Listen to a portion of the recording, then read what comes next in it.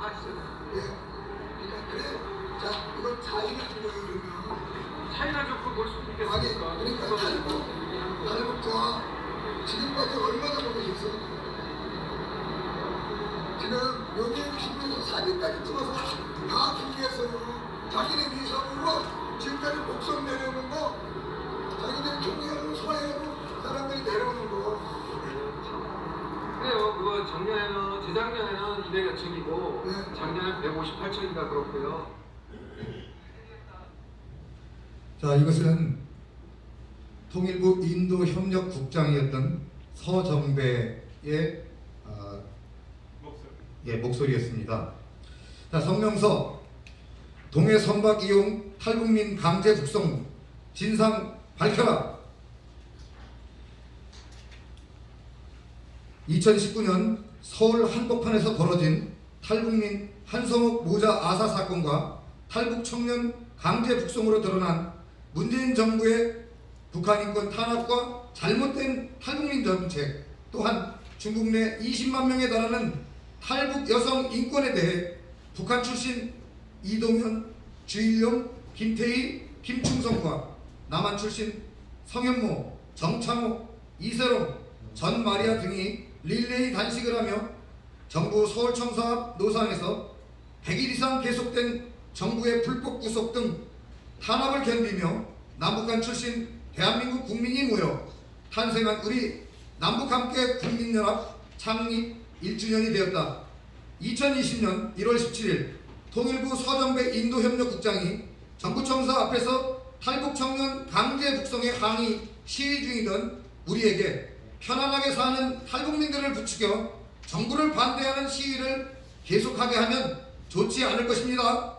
라는 협박성 발언을 하기에 그에 대한 대항으로 녹취하였던 내용에 의하면 2018년 200여 척, 2019년 158척의 북한 목선이 동해안으로 들어왔다라고 합니다. 그렇다면 그들 중 대다수가 우리 대한민국의 귀순 절차를 밟아 국민으로 영입되었어야 맞는데 어찌 된 일인지 이전 정부들과 달리 문재인 정부에서는 점점 입국 귀순자들이 줄어들어 이젠 아예 1년 동안 해상 탈북자가 한 명도 없는 그런 시대가 되었습니다. 이는 강제 북송되었던 청년들이 북한 여러 지역을 끌려다니면서 탈북해서 남한에 가봤자 이렇게 남한 정부에 의해 북한에 되돌려 보내진다라는 북한 김정은 정권의 선전도구로 이용되고 있기 때문이라고 다수의 탈북민 유튜버들은 말하고 있고, 탈북 청년들이 승선한 선박이 NLL 근처에서 여러 차례 대한민국 해군에 의해 북으로 밀어내기를 당했다는 것을 최근 국회에서 열린 외교부 장관 청문회에서 그 당사자인 정의용의 입을 통해 생생하게 들었던 문재인 정부의 탈북민 강제 북송 정책 때문이었다.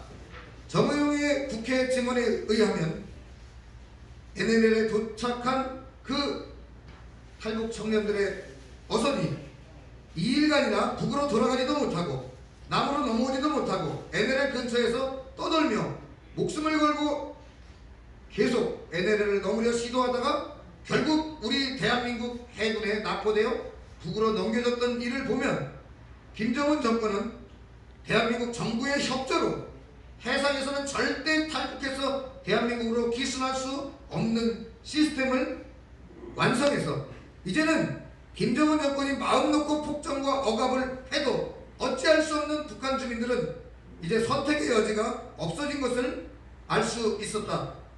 자유세계로의 탈출이 불가능한 거대한 감옥 북한을 대한민국 정부의 도움으로 완성한 김정은 정권은 결국 이미 비밀성의 소원인 연방정부 형태를 실질적으로 이루어 대한민국이 미국과 북한의 비핵화 협상도 중재하고 유럽과 아세안 국가들을 열심히 오가며 김정은 정권을 옹호하는 발언을 해왔던 것이란 합리적인 의심이 듭니다. 이에 더해 정의용 자신의 청문회를 통해 우리 군이 해상에서 북한 선박을 밀어내게 했다라고 발언한 사실을 근거로 2018년 12월 20일 일본과의 해상 분쟁을 살펴보면 그 중심에 북한 선박이 있었음을 알 수 있습니다. 마치 북한 선박을 서로 구조 또는 납포하기 위해 배치한 것으로 보입니다. 한국과 일본은 지금도 서로 레이저 조사와 저고도 위협 비행 문제를 놓고 자국의 주장이 옳다고 대립하고 있습니다. 이제 우리는 어느 정부의 발표가 옳은가가 아니라 이 문제가 어느 지역에서 일어난 일인가에 초점을 맞춰봐야 할 것입니다.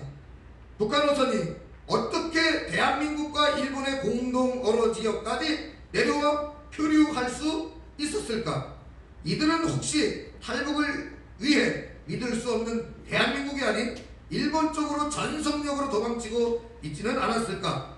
또한 얼마나 중대한 상황이기에 몇백 톤 그리고 속도가 가장 빠른 그런 경비정 수준이 아니라 3,885톤급 부축함인 광개토 대왕 함과 이거 군함입니다. 5,000톤급 경비함을 동시에 보내서 국제적인 문제를 일으켰을까 하는 것입니다. 이는 정의용 외교부 장관이 청문회에서 북한 선박에 대한 NLL에서의 밀어내기를 증언했고, 통일부 인도협력 국장 녹취에서 해마다 200여 척, 150여 척의 목선이 북에서 내려왔다고 말했지만 이들 중 국내에 기순 입국한 사례가 한 명도 없음을 볼 때 북한의 영역을 벗어난 북한 선박은 이렇게 우리 군과 해경이 찾아내서 북으로 밀어내거나 북에 인계하지 않았는가 하는 합리적인 의심을 하게 됩니다. 더군다나 우리 군이 말한 인도 협력적으로 조난 선박을 찾아내어 구조하기 위해 레이더를 켰다 하면 이들은 조난 선박의 신호를 받아 움직인 것이 아니라 다른 첩보를 받아 도망치는 선박을 찾아내려고 레이더를 켰다고밖에 볼 수가 없습니다.